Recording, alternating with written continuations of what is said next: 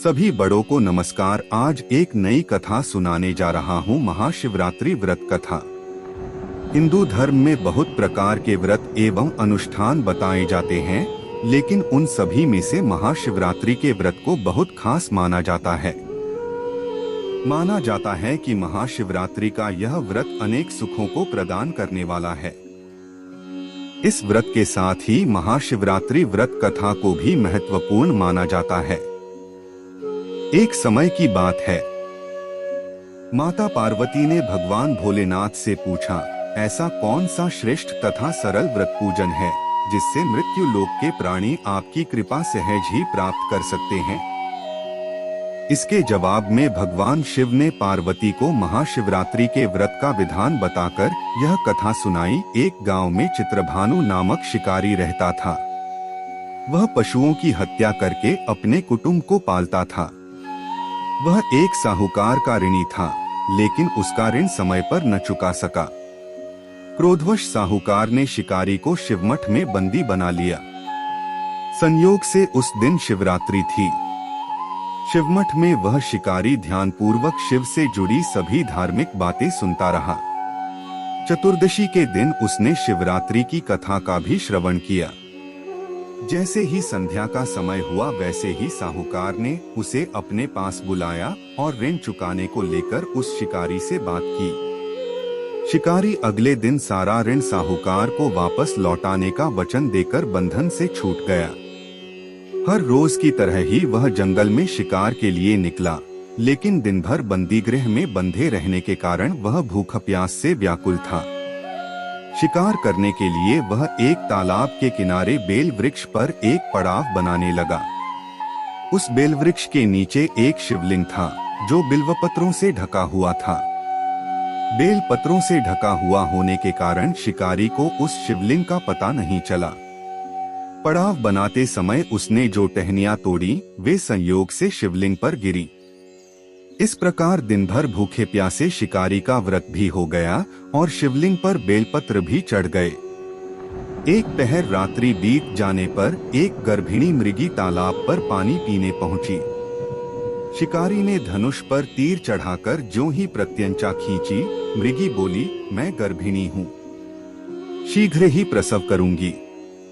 तुम एक साथ दो जीवों की हत्या करोगे, जो ठीक नहीं है। मैं अपने बच्चे को जन्म देकर शीघ्र ही तुम्हारे सामने प्रस्तुत हो जाऊंगी, तब तुम मुझे मार लेना। शिकारी ने प्रत्यंचा ढीली कर दी और मृगी झाड़ियों में छिप गई। कुछ ही देर बाद एक और मृगी उधर से निकली। शिकारी की प्रसन्नता का ठिकाना न रहा। समीप आने पर उसने धनुष पर बाण चढ़ाया। कुछ बेलपत्र नीचे शिवलिंग पर जा गिरे और अनायास ही शिकारी की दूसरे प्रहर की पूजा भी संपन्न हो गई। तब उसे देख मृगी ने विनम्रतापूर्वक निवेदन किया, हे पारधी, मैं थोड़ी देर पहले ही ऋतु से निवृत्त हुई हूँ, कामातुर विरहिणी हूँ, अपने प्रिय की खोज में भटक रही हूँ। मैं अपने पति से मिलकर शीघ्र ही तुम्हारे पास आ जाऊंगी। शिकारी ने उसे भी जाने दिया। 2 बार शिकार को खोकर उसका माथा ठनका। वह चिंता में पड़ गया। रात्रि का आखिरी पहर बीत रहा था। तभी एक अन्य मृगी अपने बच्चों के साथ उधर से निकली। शिकारी के लिए यह स्वर्णिम अवसर था। उसने धनुष पर तीर चढ़ाने में देर न लगाई। वह तीर छोड़ने ही वाला था कि मृगी बोली, हे पारधी, मैं इन बच्चों को पिता के हवाले करके लौट आऊंगी। इस समय मुझे मत मार। शिकारी हंसा और बोला, सामने आए शिकार को छोड़ दूं, मैं ऐसा मूर्ख नहीं। इससे पहले मैं 2 बार अपना शिकार खो चुका हूँ। मेरे बच्चे भूख प्यास से तड़प रहे होंगे। उत्तर में मृगी ने फिर कहा, जैसे तुम्हें अपने बच्चों की ममता सता रही है, ठीक वैसे ही मुझे भी, इसलिए सिर्फ बच्चों के नाम पर मैं थोड़ी देर के लिए जीवनदान मांग रही हूँ। हे पारधी, मेरा विश्वास कर मैं इन्हें इनके पिता के पास छोड़कर तुरंत लौटने की प्रतिज्ञा करती हूँ। मृगी का दीन स्वर सुनकर शिकारी को उस पर दया आ गई। उसने उस मृगी को भी जाने दिया।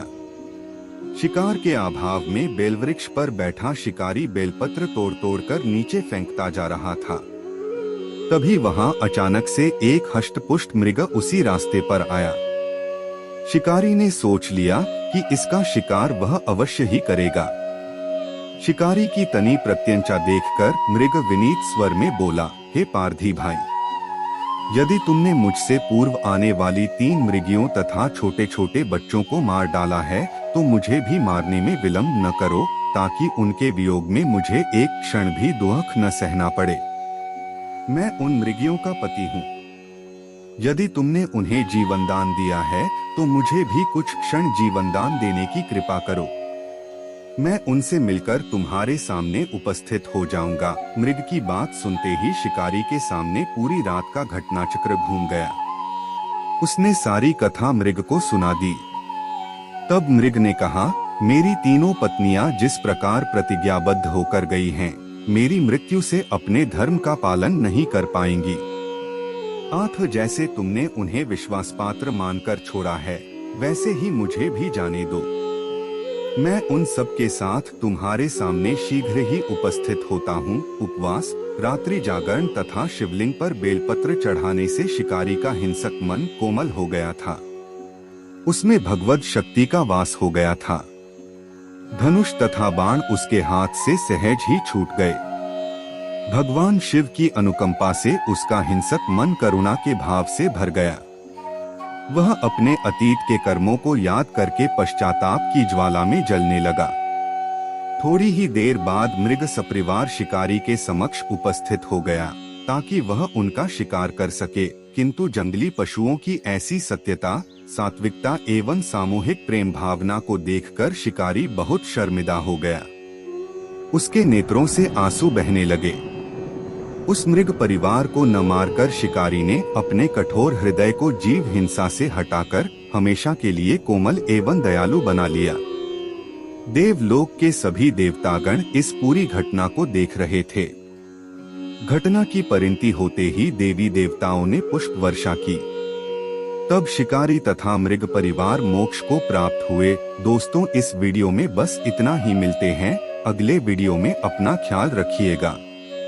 कृपा करके आप मेरे चैनल को सब्सक्राइब करें और मेरी वीडियो को लाइक करें, ताकि मुझे धार्मिक वीडियो बनाने का हौसला मिलता रहे और आप सबका प्यार भी मिलता रहे। कृपा मेरे चैनल को सब्सक्राइब करें।